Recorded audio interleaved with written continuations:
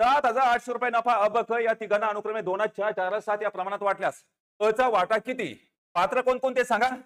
अ, ब आणि क.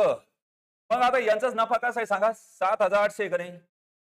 तर मग आता यांचं प्रमाण सांगा. 2, 4, 4, 7. त्याला 2 1 4 1 7 1 तुमच्या भाषेमध्ये म्हणतात. म्हणजे 2 वाटे अचे, 4 वाटे बचे आणि 7 वाटे कोणाचे? कचे वाटे.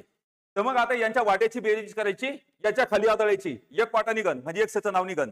आलं लक्षात? मग आता सांगा 2 आणि 4 6. 6 आणि 7 किती? 13 एक्स. आता गुणीला 13 आहे तर काय होईल? भागेला 13. 13 आणि 78 कोणत्या पाड्यामध्ये? 13च्या.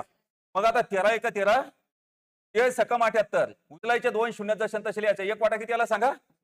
600. आता इथं कोणाचा वाटा काढायचा? अचा. आचा वाटा किती? 2 एक्स. आणि 2 एक्स म्हणजे काय? 2 गुणिला एक्स. तर इथं 2 गुणिला किती? 600. एक्सचं नाव. तर सैन दोन्ही किती? म्हणजे 1200. 600 दोन्ही 1200. मग आचा वाटा किती आहे सांगा? 1200. पर्याय क्रमांक 4. हा प्रश्न तुमच्यासाठी उत्तर कमेंट बॉक्समध्ये लिहा.